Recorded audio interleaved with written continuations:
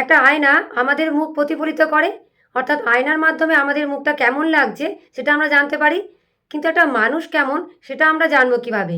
আজকে আমি এই ধরনের একটা বিষয় আপনাদের সঙ্গে শেয়ার করব, এবং এটাও আমরা যে কোনো কাজ করতে করতে শুনতে পারবো।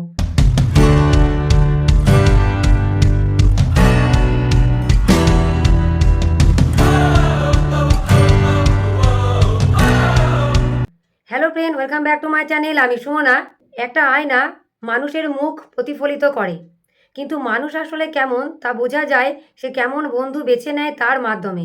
এটা লেখা আছে দ্য লিভিং বাইবেল, এবং এটা হলো প্রবচন নাম্বার 27। হাই স্কুলে পড়ার সময় মাইক তার পাড়ার কিছু ছেলের সঙ্গে অনেক সময় কাটাতো। মাইকের মতে তারা শুধু বারান্দায় বসে গাড়ি যেতে দেখতেই পছন্দ করত। তাদের কোনো লক্ষ্য ছিল না, কোনো স্বপ্নও ছিল না, তারা সবসময় নেতিবাচক ছিল। যখনই মাইক নতুন কিছু করার প্রস্তাব দিত, অন্যরা তাকে নিরুৎসাহিত করত। তারা বলতো এটা বোকামি, অথবা এটা ভালো না। দলে থাকার জন্য মাইক তাদের সঙ্গেই চলতো। কলেজে যাওয়ার পরও মাইক কিছু নেতিবাচক মানুষের সঙ্গে দেখা করেছিল, কিন্তু সে এমন কিছু ইতিবাচক মানুষের সঙ্গেও পরিচিত হয়েছিল যারা শিখতে চাইতো, যারা কিছু অর্জন করতে চাইতো। মাইক সিদ্ধান্ত নিল সে ইতিবাচক মানুষের সঙ্গে সময় কাটাবে। প্রায় সঙ্গে সঙ্গে সে নিজের সম্পর্কে অনেক ভালো অনুভব করতে শুরু করলো। তার মধ্যে একটি দারুণ মনোভাব গড়ে উঠল। সে লক্ষ্য নির্ধারণ করা শুরু করলো। আর আমি আনন্দের সঙ্গে জানাচ্ছি, এখন মাইক নিজের একটি সফল ভিডিও প্রোডাকশন কোম্পানি পরিচালনা করে, এবং তার একটি চমৎকার পরিবার রয়েছে। একে একে সে তার নির্ধারিত সব লক্ষ্য অর্জন করছে। যখন আমি মাইককে জিজ্ঞেস করলাম তার হাই স্কুলের বন্ধুদের কি হলো, সে আমাকে বলল তারা এখনও একই পাড়ায় থাকে, তারা এখনও নেতিবাচক, আর তারা এখনও তাদের জীবনে কিছুই করছে না। মাইক আরও বলল, আমি আর যেখানে আছি সেখানে কখনোই পৌঁছাতে পারতাম না যদি আমি সেই ছেলেদের সঙ্গে ঘুরে বেড়াতাম। আমি এখনও হয়তো মোড়ের ডেলি দোকানে পিনবল খেলেই সময় কাটাতাম। মাইকের গল্প আমাদের জীবনে অন্যদের প্রভাব সম্পর্কে একটি বড় বিষয়কে স্মরণ করিয়ে দেয়। অথচ কখনো কখনো আমরা নির্দিষ্ট কিছু মানুষের সঙ্গে থাকতে থাকতে অভ্যস্ত হয়ে যাই, আর তার পরিণতি নিয়ে ভাবিই না। আপনি কি কখনো এই কথাটি শুনেছেন? তুমি কার সঙ্গে মেলামেশা করো বলো, আমি বলে দেব তুমি কে। এই সহজ কথাটির মধ্যে অনেক জ্ঞান লুকিয়ে আছে। এই নীতিটি কিভাবে আমাদের জীবনকে গঠন ও প্রভাবিত করছে তা কি আপনি ভেবে দেখেছেন? শৈশবে ফিরে ভাবুন। মনে আছে আমাদের বাবা মা কতটা চিন্তিত থাকতেন আমরা কার সঙ্গে মেলামেশা করি তা নিয়ে? মা বা বাবা আমাদের বন্ধুদের সঙ্গে দেখা করতে চাইতেন, এবং তাদের সম্পর্কে নানা রকম বিস্তারিত জানতে চাইতেন। কেন? কারণ আমাদের বাবা মা জানতেন আমরা আমাদের বন্ধুদের দ্বারা গভীরভাবে প্রভাবিত হব, তাদের কিছু অভ্যাস গ্রহণ করব, এবং সম্ভবত আমাদের বন্ধুরা যা করছে আমরাও তাই করব। আমাদের বাবা মা যথার্থ কারণেই চিন্তিত ছিলেন। আর আমি বাজি ধরে বলতে পারি, আপনার যদি সন্তান থাকে তাহলে তাদের বন্ধুদের আপনি খুব কাছ থেকে লক্ষ্য করেন, কারণ এসব কিশোর কিশোরী আপনার সন্তানের ওপর প্রভাব ফেলবে। এবার যে বিষয়টা আসছে সেটা হলো বিষাক্ত মানুষ এবং পুষ্টিদায়ক মানুষ। আজকে সাহিত্যে আমরা বিষাক্ত মানুষ এবং পুষ্টিদায়ক মানুষ শব্দ দুটি দেখতে পাই। যেমনটা আপনি ভাবতে পারেন, বিষাক্ত মানুষরা সবসময় নেতিবাচক দিকেই মনোযোগ দেয়। অভিধান অনুযায়ী টক্সিক মানে বিষাক্ত। বিষাক্ত মানুষরা তাদের কথার মাধ্যমে নিয়মিত বিষ ছড়ায়। বিপরীতে নারিশিং শব্দের অর্থ হলো বৃদ্ধিকে উৎসাহিত করা। পুষ্টিদায়ক মানুষরা ইতিবাচক ও সহায়ক হয়। তারা আপনার মনোবল বাড়ায় এবং তাদের সঙ্গ আনন্দদায়ক। বিষাক্ত মানুষরা সবসময় আপনাকে তাদের স্তরে নামিয়ে আনার চেষ্টা করবে। তারা বারবার আপনাকে মনে করিয়ে দেবে আপনি কি কি করতে পারেন না এবং কোন কোন বিষয় অসম্ভব। তারা আপনাকে হতাশাজনক কথাবার্তা দিয়ে আক্রমণ করবে, খারাপ অর্থনীতি নিয়ে, তাদের জীবনের সমস্যাগুলি নিয়ে, আপনার জীবনে শীঘ্রই আসতে পারে এমন সমস্যাগুলো নিয়ে, এবং ভবিষ্যতের ভয়াবহ সম্ভাবনা নিয়ে তারা নানা কথা বলে। ভাগ্য ভালো হলে তারা হয়তো তাদের নিজের ব্যথা বেদনার কথা দু একটা যোগ করবে। বিষাক্ত মানুষের কথা শুনে আপনি অবসন্ন ও ক্লান্ত বোধ করেন। প্রেরণাদায়ক বক্তা লেস ব্রাউন এই সমস্ত মানুষদেরকে ড্রিম কিলার বা স্বপ্ন হন্তা বলে উল্লেখ করেছেন।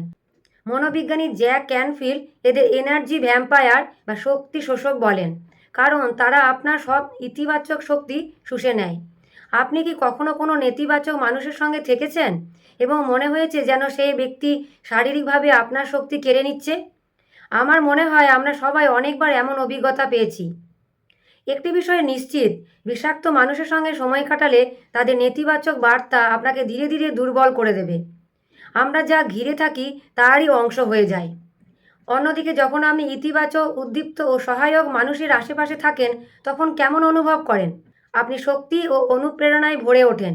ইতিবাচক মানুষের মধ্যে সত্যি কিছু অসাধারণ ব্যাপার আছে। তাদের যেন এমন এক ইতিবাচক শক্তি থাকে যা পুরো ঘর আলোকিত করে তোলে।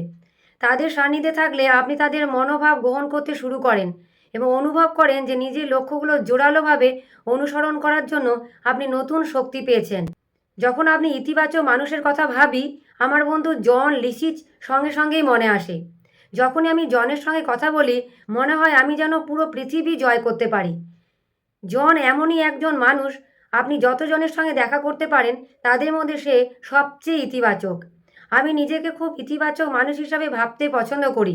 1 থেকে 10-এর স্কেলে যেখানে 10 হলো সবচেয়ে ইতিবাচক, আমি নিজেকে হয়তো 9.5 দেব, কিন্তু জন লিসিটকে আমাকে 14 দিতে হবে।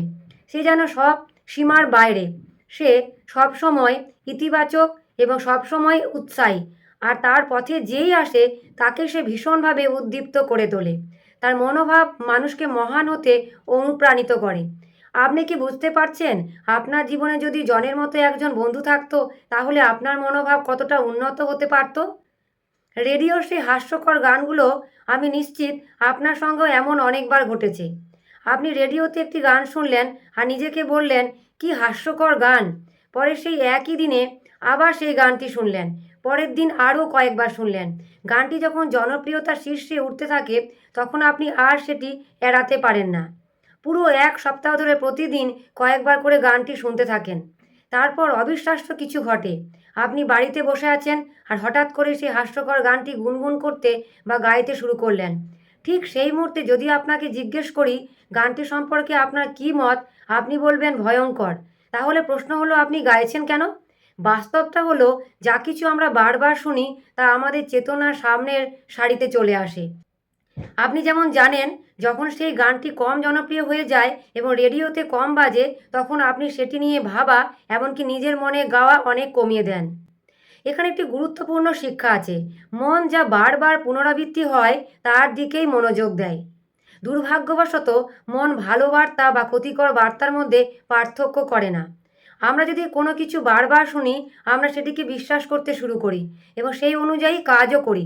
যেমন একটি গান বারবার শুনলে আমরা সেই গান নিয়ে ভাবতে থাকি, তেমনি সাফল্য সম্পর্কে বারবার ভাবনাও আমাদের সাফল্য নিয়ে চিন্তা করতে শেখায়। তোমার বন্ধুরা তোমার দৃষ্টিভঙ্গিকে প্রসারিত করতে পারে অথবা তোমার স্বপ্নকে দমিয়েও দিতে পারে। তাই যদি আমরা নিশ্চিত করি যে আমাদের মনকে ইতিবাচক বার্তায় পূর্ণ রাখছি, তাহলে আমরা আরও ইতিবাচক হব এবং সাহসের সঙ্গে আমাদের লক্ষ্য অর্জনের দিকে এগিয়ে যাব। যত বেশি ইতিবাচক উৎসাহ, ততই ভালো। আর আমরা এই ইতিবাচক উৎসাহ কোথায় পাবো? একটি উপায় হলো প্রেরণাদায়ক বই পড়া। অভিনন্দন, কারণ আপনি এই মুহূর্তে ঠিক সেটাই করছেন। এছাড়াও আমরা প্রেরণাদায়ক অডিও প্রোগ্রাম শুনতে পারি এবং ইতিবাচক মানুষের সঙ্গে বেশি সময় কাটাতে পারি। এরপর যে বিষয়টা আসে সেটা হলো স্মোকির স্পঞ্জ তত্ত্ব। ইতিবাচক মানুষের সঙ্গে নিজেকে ঘিরে রাখার গুরুত্ব সম্পর্কে আমি অনেক কিছু শিখেছি আমার বন্ধু স্মোকি স্টোভারের কাছ থেকে। স্মোকি ৪৫ বছর ধরে কবরস্থান ও ফিউনারেল হোম শিল্পে বিক্রয়কর্মী হিসেবে কাজ করেছেন। এটি শুনতে হয়তো বিষণ্ণ ক্ষেত্র মনে হতে পারে, কিন্তু আমি আপনাকে নিশ্চিত করে বলছি, স্মোকি একজন ইতিবাচক শক্তির উৎস। যখনই আমি স্মোকির সঙ্গে ফোনে কথা শেষ করি, আমি দারুণ অনুভব করি। স্মোকি আমাকে ব্যাখ্যা করেছিলেন যে মানুষ স্পঞ্জের মতো, আমাদের আশেপাশের মানুষ যা বলে আমরা তা শুষে নিই। তাই যদি আমরা কোনো নেতিবাচক মানুষের সঙ্গে সময় কাটাই, আমরা সেই নেতিবাচকতাই শুষে নিই এবং তা আমাদের মনোভাবকে প্রভাবিত করে। অবশ্যই এর উল্টো দিকটাও সত্য। যখন আমরা ইতিবাচক মানুষের সঙ্গে সময় কাটাই, আমরা ইতিবাচকতাই গ্রহণ করি। আমরা ভালো অনুভব করি এবং আরও ভালোভাবে কাজ করি। একবার আমি স্মোকিকে জিজ্ঞেস করেছিলাম, আপনি যদি কোনো নেতিবাচক মানুষের সঙ্গে কথা বলেন তখন কি করেন? তিনি বললেন, আমি যত তাড়াতাড়ি পারি সেই ব্যক্তির কাছ থেকে সরে যাই। তারপর আমি স্মোকিকে জিজ্ঞেস করলাম, আপনার কি কখনো কোনো নেতিবাচক বন্ধু ছিল? তিনি বললেন, খুব বেশি দিন নয়। এরপর যে বিষয়টা আসছে সেটা হলো আপনার বন্ধুত্বগুলো মূল্যায়ন করুন। মাঝে মধ্যে আপনার বন্ধুত্বগুলো মূল্যায়ন করা অত্যন্ত গুরুত্বপূর্ণ, এমনকি যেগুলো বহু বছর ধরে টিকে আছে সেগুলোও। বিশ্বাস করুন, এটি কোনো ছোট বিষয় নয়।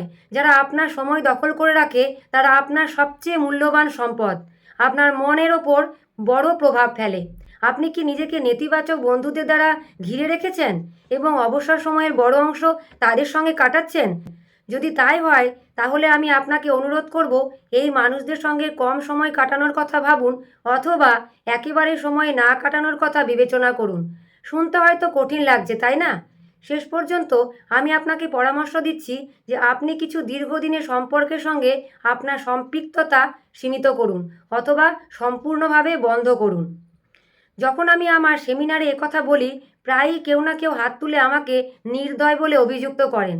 সাধারণত কেউ বলেন, আমাদের কি নেতিবাচক বন্ধুদের বাদ দেওয়ার পরিবর্তে তাদের সাহায্য করার চেষ্টা করা উচিত নয়? আচ্ছা, আপনি যা সঠিক মনে করেন তা করার স্বাধীনতা আপনার আছে, এবং প্রতিটি পরিস্থিতিকে তার নিজস্ব বাস্তবতার ভিত্তিতে বিচার করতে হবে। তবে আমি দেখেছি বেশিরভাগ ক্ষেত্রে এসব নেতিবাচক বন্ধুদের সঙ্গে মেলামেশা করলে তাদের কোনো উপকার হয় না, আর আপনারও হয় না। কারণ অধিকাংশ নেতিবাচক মানুষ পরিবর্তন করতে চায় না। তারা শুধু চায় কেউ তাদের দুঃখ কষ্টের গল্প শুনুক। আপনার চারপাশের জিনিসগুলো কি আপনাকে সাফল্যের দিকে এগিয়ে নিয়ে যাচ্ছে, নাকি আপনাকে পিছিয়ে দিচ্ছে? আপনার যদি নেতিবাচক বন্ধুদের সঙ্গে সময় কাটানোর প্রবল ইচ্ছে থাকে, নিজেকে জিজ্ঞেস করুন, আমি কেন এই মানুষগুলোর সঙ্গে থাকতে বেছে নিচ্ছি? সচেতনভাবে বা অবচেতনভাবে আপনি হয়তো নিজেকেই পিছিয়ে রাখছেন। আপনি যতটা হতে পারেন তার চেয়ে কম হয়ে থাকছেন। এ প্রসঙ্গে আরও বলি, কারো নেতিবাচকতা কাটিয়ে উঠতে সাহায্য করার চেষ্টা করা অবশ্যই ভালো, কিন্তু আপনি যদি কয়েক বছর ধরে চেষ্টা করেও কোনো ফল না পান, তাহলে হয়তো এখন এগিয়ে যাওয়ার সময়। একটি গুরুত্বপূর্ণ বিষয় পরিষ্কার করে বলি, আমি এটা বলছি না যে নেতিবাচক মানুষরা অন্যদের চেয়ে কম মূল্যবান। আমি শুধু বলছি, আপনি যদি নেতিবাচক মানুষের সঙ্গে সময় কাটান, তার পরিণতি আছে। সেই পরিণতি কী? আপনি কম সুখী হবেন, এবং আপনি যতটা সফল হতে পারতেন তার চেয়ে কম সফল হবেন। এরপর যে বিষয়টা আছে সেটা হলো বিষাক্ত আত্মীয় স্বজন। আপনার যদি বিষাক্ত আত্মীয় স্বজন থাকে, তাহলে কি করবেন? অবশ্যই এটি একটি সংবেদনশীল বিষয়। আমি যা পরামর্শ দিচ্ছি তা হলো, আপনি যেন পরিবার থেকে মুখ ফিরিয়ে না নেন। পারিবারিক বন্ধন মূল্যবান, এবং আমাদের উচিত পরিবারের সৌহার্দ্যপূর্ণ সম্পর্ক বজায় রাখার জন্য সর্বোচ্চ চেষ্টা করা। তবুও আমি পরামর্শ দিচ্ছি যে আপনি কিছু নিয়ন্ত্রণ ব্যবস্থা গ্রহণ করুন, যাতে আপনার জীবনের বিষাক্ত আত্মীয়দের প্রভাব কমে। তাদের পুরোপুরি ত্যাগ করা বা কথা বলা বন্ধ করার কথা আমি বলছি না, তবে তাদের সঙ্গে আপনার সম্পৃক্ততায় কিছু সীমা টানুন। উদাহরণস্বরূপ, যদি আপনার কিছু নেতিবাচক স্বভাবের আত্মীয় থাকে, আমি পরামর্শ দেব আপনি যেন নিজে থেকে দিনে বহুবার তাদের ফোন না করেন। যদি জানেন তারা আপনাকে ছোট করবে বা আপনার প্রতিটি পদক্ষেপে সমালোচনা করবে, এতে ভালো কি হতে পারে? আমরা তো এমনিতেই যথেষ্ট নেতিবাচকতার মধ্যে থাকি। রেডিও চালালেই বা টিভি দেখলেই কিংবা পত্রিকা পড়লেই তা বোঝা যায়। আমাদের আত্মীয়দের কাছ থেকে কি আরও নেতিবাচক খবর দরকার? আমার তো মনে হয় না। আরও একটি পরামর্শ দিচ্ছি, যা বন্ধু বা আত্মীয় যার সঙ্গে কথা বলুন না কেন, সমানভাবে কার্যকর হবে। যখন আলোচনার বিষয় নেতিবাচক দিকে মোড় নেয়, তখন অন্যজনকে নেতিবাচক বলে দোষারোপ করার প্রলোভন সংবরণ করুন। এতে পরিস্থিতি সাধারণত আরও খারাপ হয়। তার বদলে আলাপচারিতাকে আস্তে করে আরও ইতিবাচক বিষয়ে নিয়ে যান। মনে রাখবেন, আমি আপনাকে আত্মীয়দের অস্বীকার করতে বা পারিবারিক অনুষ্ঠানে না যেতে বলছি না। বিষয়টি হলো নেতিবাচক আত্মীয়দের সঙ্গে আপনার যোগাযোগ সীমিত রাখা, যাতে আপনি তাদের স্তরে নেমে না যান। এবার যে বিষয়টা আসছে সেটা হলো কর্মক্ষেত্রে ইতিবাচক মানুষ। প্রায় প্রতিটি প্রতিষ্ঠানে কিছু নেতিবাচক মানুষ কাজ করেন। কখনো কখনো আপনাকে তাদের সঙ্গে মেলামেশা করতে এবং পাশাপাশি কাজ করতে হয়, কিন্তু ইচ্ছে করেই হতাশা ছড়ানো মানুষদের সঙ্গে সময় কাটাতে যাবেন না। উদাহরণস্বরূপ, যদি আপনি কর্মস্থলে নেতিবাচক মানুষদের সঙ্গে দুপুরের খাবার খান, তাহলে তা বন্ধ করুন। তারা কেবল আপনার মনকে নেতিবাচকতায় ভরিয়ে দিচ্ছে। আপনি যদি তাদের আপনার মনে এই নেতিবাচক আবর্জনা ঢালতে দেন, তাহলে আপনি আপনার সেরা কাজটি করতে পারবেন না। তাদের সঙ্গে খারাপ ব্যবহার করা বা ঝাড়ি দেওয়ার দরকার নেই। কূটনৈতিকভাবে এই বিষাক্ত দল থেকে নিজেকে দূরে রাখার উপায় খুঁজে বের করুন। বরং নিজেই উদ্যোগ নিন, সক্রিয় হন, ডেস্কে বসে খাবার খাওয়ার অভ্যাস করুন, অথবা কোনো ক্লায়েন্টকে নিয়ে দুপুরের খাবারে যান কিংবা ক্যান্টিনে অন্য টেবিলে বসুন। দুপুরের খাবারকে একটি ইতিবাচক অভিজ্ঞতা বানাতে যা করার দরকার তাই করুন। ভুল করবেন না। ইতিবাচক মানুষদের যে কোনো প্রতিষ্ঠানে স্বাগত জানানো হয়, আর নেতিবাচক মানুষ নিজেরাই তাদের পদোন্নতির সুযোগ নষ্ট করে। আমি এই পাঠের শুরুতেই বলেছিলাম, আমাকে বলুন আপনি কার সঙ্গে সময় কাটান, আমি বলে দেবো আপনি কে। আপনি যদি সত্যিই কর্মক্ষেত্রে বেতন বৃদ্ধি বা পদোন্নতি পেতে চান, নিজের ব্যবসায় সফল হতে চান, অথবা একজন মানুষ হিসেবে নিজেকে উন্নত করতে চান, তাহলে আপনাকে এমন মানুষের সঙ্গে মেলামেশা শুরু করতে হবে যারা আপনাকে পরবর্তী স্তরে নিয়ে যেতে পারে। যত আপনি ইতিবাচক ও অনুপ্রেরণাদায়ী মানুষের সঙ্গে সম্পর্ক বাড়াবেন, ততই আপনি নিজের সম্পর্কে ভালো অনুভব করবেন এবং আপনার লক্ষ্য অর্জনের জন্য নতুন উদ্যম পাবেন। আপনি আরও ইতিবাচক, প্রফুল্ল মানুষ হয়ে উঠবেন, যার সান্নিধ্যে থাকতে অন্যরা ভালোবাসে। ভালো বন্ধুরা আপনার স্বাস্থ্যের জন্যও ভালো। আগে আমি ভাবতাম ইতিবাচক মানুষের সঙ্গে মেলামেশা করা গুরুত্বপূর্ণ এবং নেতিবাচক মানুষদের সঙ্গে যোগাযোগ সীমিত রাখা দরকার। এখন আমি বিশ্বাস করি আপনি যদি সফল ও সুখী মানুষ হতে চান, তাহলে এটি অপরিহার্য। সুতরাং নিজেকে ইতিবাচক ও অনুপ্রেরণাদায়ী মানুষের দ্বারা ঘিরে রাখুন, তারা আপনাকে সাফল্যের সিঁড়ি বেয়ে উপরে তুলবে। তাহলে ফ্রেন্ড, আজকের ভিডিও আমার এই পর্যন্ত। আবার আসবো অন্য নতুন ভিডিও নিয়ে। ভালো থাকবেন। Thank you.